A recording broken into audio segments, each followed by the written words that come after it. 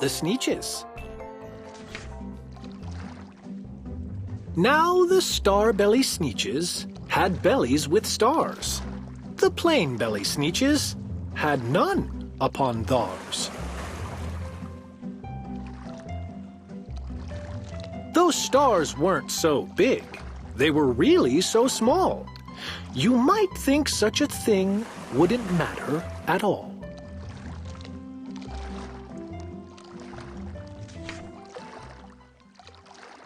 But because they had stars, all the star-belly Sneetches would brag, "We're the best kind of Sneetch on the beaches." With their snoots in the air, they would sniff and they'd snort, "We'll have nothing to do with the plain-belly sort."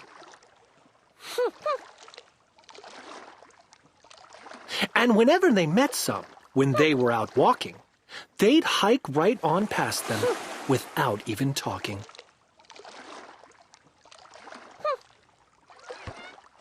When the star-belly children went out to play ball, could a plain belly get in the game? Not at all.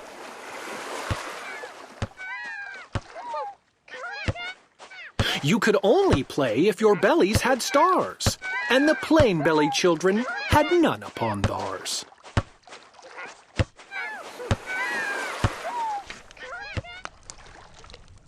When the star-belly Sneetches had Frankfurter roasts, or picnics, or parties, or marshmallow toasts,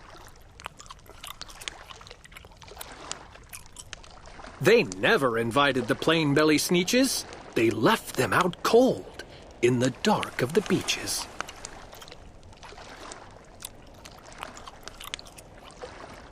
They kept them away, never let them come near, and that's how they treated them, year after year.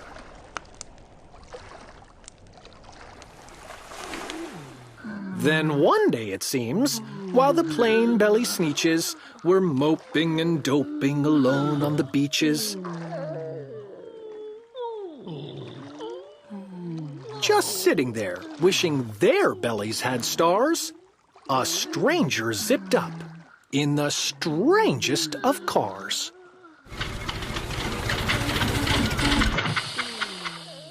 "My friends," he announced in a voice clear and keen, "my name is Sylvester McMonkey McBean.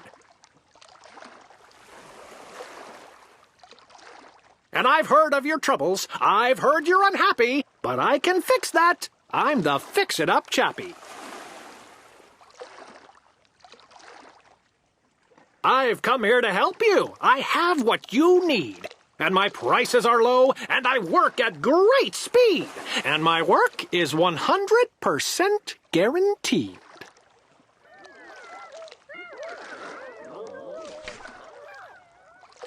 Then, quickly, Sylvester McMonkey McBean put together a very peculiar machine.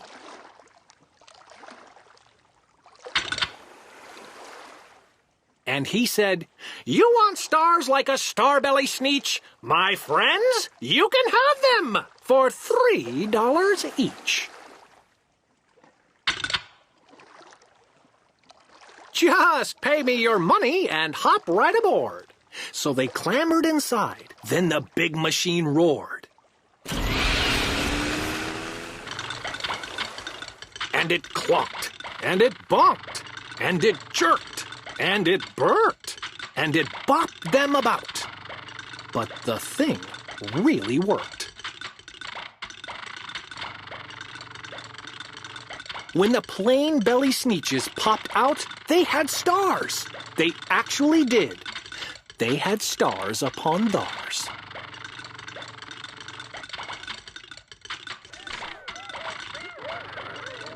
Then they yelled at the ones who had stars at the start, "We're exactly like you. You can't tell us apart." "We're all just the same now, you snooty old smarties. And now we can go to your Frankfurter parties." Good grief! groaned the ones who had stars at the first. "We're still the best Sneetches, and they are the worst." "But now, how in the world will we know?" they all frowned. "If which kind is what or the other way round?"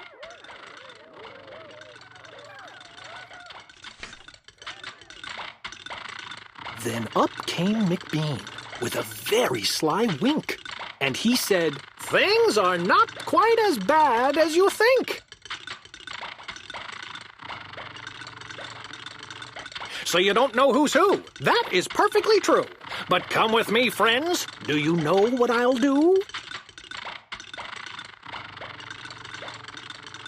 I'll make you again the best Sneetches on beaches. And all it will cost you is $10 eaches.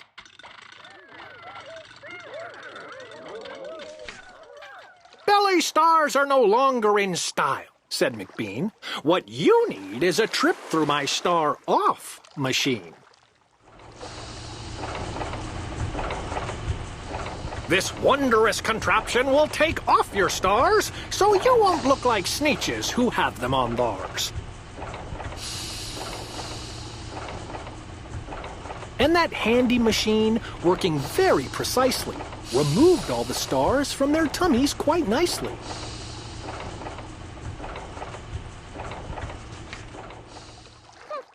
Then, with snoots in the air, they paraded about, and they opened their beaks and they let out a shout. "We know who is who. Now there isn't a doubt. The best kind of Sneetches are Sneetches without."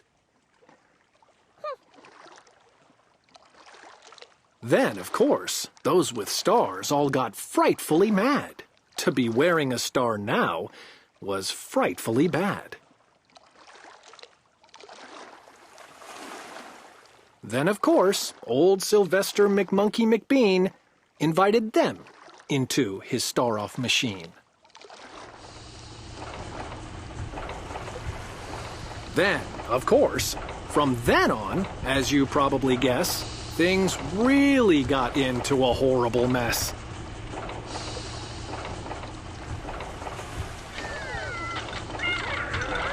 All the rest of that day, on those wild screaming beaches, the fix-it-up chappie kept fixing up Sneetches.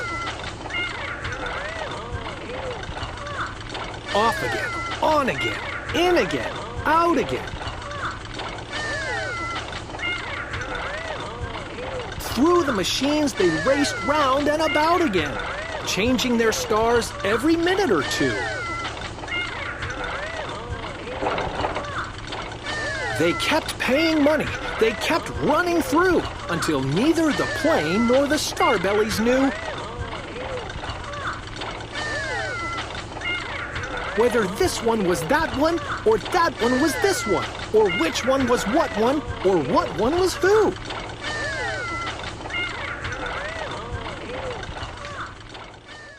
Then, when every last cent of their money was spent,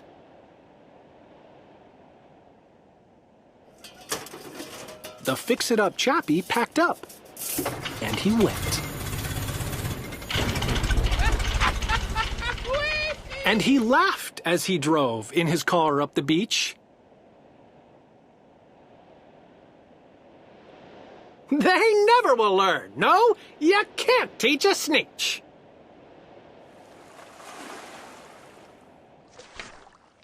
But McBean was quite wrong.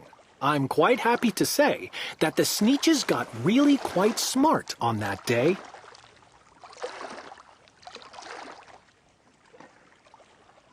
The day they decided that Sneetches are Sneetches, and no kind of Sneetch is the best on the beaches.